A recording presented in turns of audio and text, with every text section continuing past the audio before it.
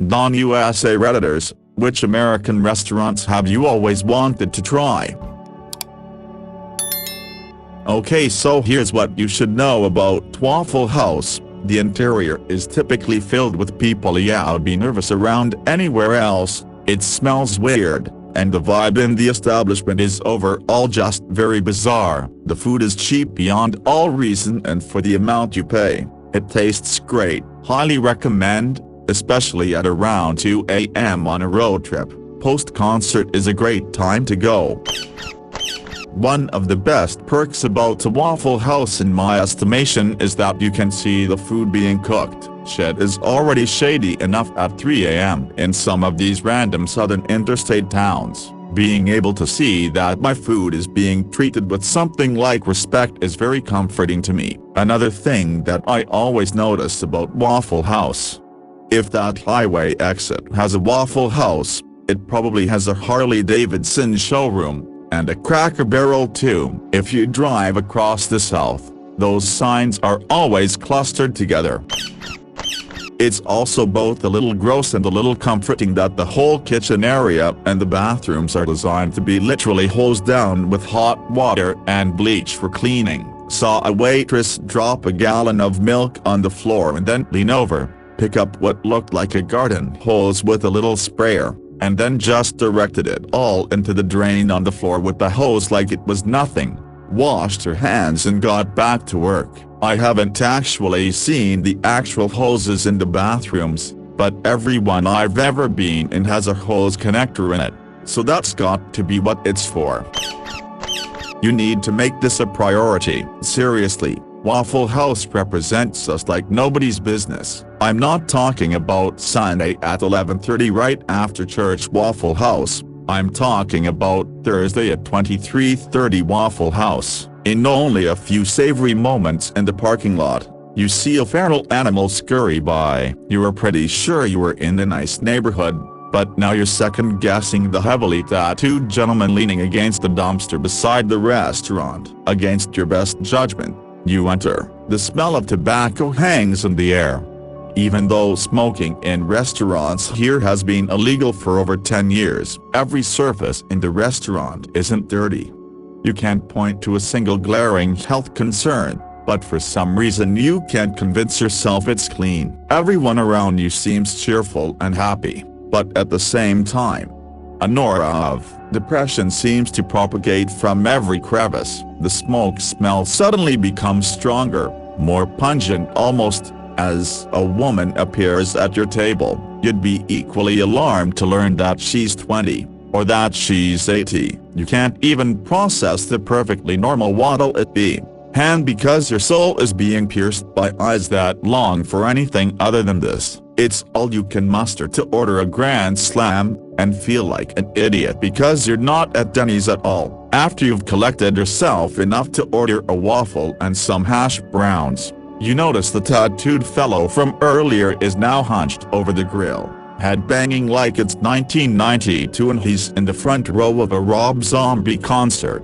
There's no music in the restaurant, and he has no headphones on or in. Just as you're beginning to wonder what unfortunate events befell everyone here, and what could have been so tragic in your life that you're even here. The food appears. It looks good, too good. And it tastes good too. How can this be? It's as though a little ray of sunshine is emerging from your plate, which literally contains a waffle and some potato. What's going on? Did that fellow at the grill mishandle some LSD while preparing my food? You continue to eat, and the reality of the world slowly settles back in. You've consumed more calories than you ever have to date, and it looks as though you've only taken one bite. You're oddly satisfied, yet vow never to return. Until at least next week or so. Every surface in the restaurant isn't dirty. You can't point to a single glaring health concern, but for some reason you can't convince yourself it's clean. Everyone around you seems cheerful and happy, but at the same time, an aura of depression seems to propagate from every crevice. Holy shit, this is so vivid and accurate. I suspect that as an Australian, you'll fall somewhere between disappointed and offended. It is a building, where steaks, named after Aussie landmarks, such as the Ayers Rock and Y Strip, can be purchased, that has boomerangs nailed to the walls, maybe some pictures of kangaroos. If you are interested in understanding all the jokes about American excess, order a bloomin' onion, a gigantic can of Foster's, and the biggest steak on the menu with a loaded baked potato. Your understanding will be complete. After that, definitely visit the Olive Garden, followed by Red Lobster. Bring a bag so you can take home about 5 pounds of those Cheddar Bay biscuits. In-N-Out is only located in 7 states: Arizona, California, Colorado, Nevada, Oregon, Texas, and Utah. Also, want to make sure that the city you visit in either of those 7 states has an In-N-Out if you ever do come to the US. Thank you Mr. Burglar for letting me know about Colorado and Rodeo Bob for Oregon. Probably because in Colorado there are only 4 locations within the whole state. However, there is no way I would wait for 12 hours for food because I would be way too hungry to wait that long. Utah has 11 locations within the state. I live in California, and even with having 254 locations there still seems to be a line at In-N-Out, although, definitely not 12 hours worth. Maybe it's just my local log, but the breadsticks are overrated. They are slightly crunchy and chewy, not in a good way, but in a manner that makes me think they're just a little stale. The old who can handle salad, atah, is great. I always request refill, then ignore it so they can box it up for me to take home. Traveling anything distance longer than 3 hours with children under 12 is an undertaking. Early on, my wife and I realized that taking restroom, eating breaks at rest stops was taking us an hour. We'd juggle the kids while everyone hit the head and then stand in different lines to get the different, but still not wholesome food everyone wanted and then sit down and hurry through eating it. You know what else takes an hour? A meal at Cracker Barrel. The food is better, they bring it to you as you sit and relax. Everyone can go to the bathroom in a more relaxed and orderly way. And there's always a Cracker Barrel coming up on any major highway on the eastern seaboard, so we always stop at Cracker Barrel now and it's always great. Generally every city in America has a couple good diners. I think the better recommendation Americans can give is what to eat at a diner. If you like pancakes, diners are generally the place to get them. I'm not a big fan of pancakes personally, so I like to order corned beef hash and poached or over easy eggs. Other good diner foods to try are Reuben and club sandwiches, milkshakes, and pies. One other interesting thing about American diners is that they are frequently owned by Greek families, so it's not uncommon to see a few Greek dishes on the menu. The food is mediocre Tex-Mex. Calling it mediocre might be the highest praise I've ever seen about the food there. Lol. Most people say it's basically inedible, except for the sopapillas. I lived in Denver for 2 years and one of my biggest regrets is never eating at Casa Bonita before I moved away. Cannot upvote this enough. Zahav is amazing. Solomonov has another newer place called Laser Wolf that I really want to try, and he's associated with a few other low-key, not as expensive, places not too far from my office that are great lunch spots. I make the hummus and pita from the Zahav cookbook almost every single week, and I'm really hoping the beets I planted in my garden work out so I can make endless beet salad.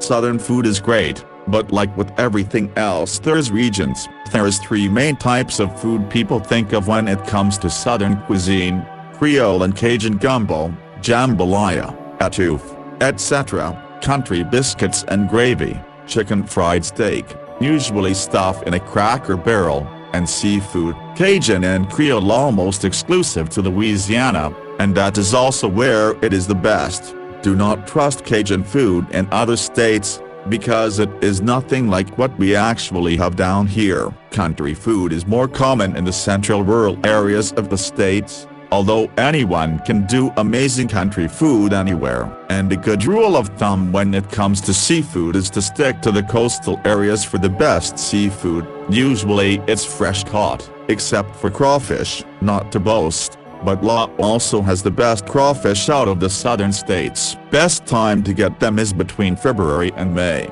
Those are the best as they are usually fresh, and those are also when they are at their biggest. I've seen crawfish that rival the size of lobsters down here.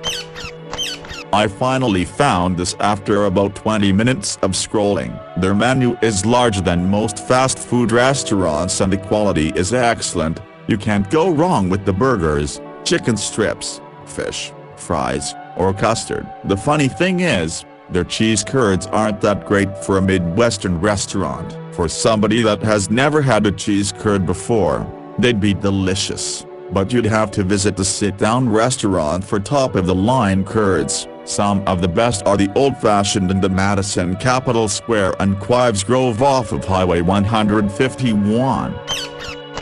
Look man, Culver's is incredible and is Wisconsin's gift to America, but their cheese curds are shit tier. Honestly, by Wisconsin standards, lived here my whole life. The best cheese curds we have are only available for 1.5 weeks per year during our state fair. It's worth the trip here just for those. And I'm not fucking around when I say that. You're 100% on point about the chicken tenders and the burgers though.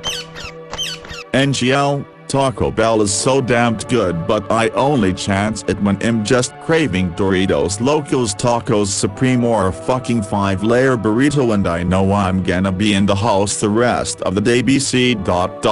Well you know, but yeah, it's not good if you want real Mexican. But I don't consider it Mexican anyway. It's completely American and that's okay with me. There's more than enough authentic Mexican places ran by actual Mexican people around me if I want that. I also wish people would stop making that comparison. I went to America, and I was really disappointed that Applebee's looked at me like I was an alien when I said I was a vegetarian, and told me they couldn't help me. I think I would like IHOP, but I didn't try it. Incidentally, by restaurants, I assume you mean chain family restaurants, not high-end or one-off ones. What I wish is that we had Taco Bell in Australia. I know it's not considered that cool, but I liked it, and it was so cheap. Applebee's is absolutely terrible, the worst place I've ever eaten. You wait forever for food that turns out to be terrible. I've been to a few different ones and always experienced this. I don't go anymore, and don't know how they're still in business. IHOP on the other hand has always been solid when I've gone there, though if you don't have any diners out there, if you ever get a chance to, next time you come on over, I highly recommend you try out a solid local diner.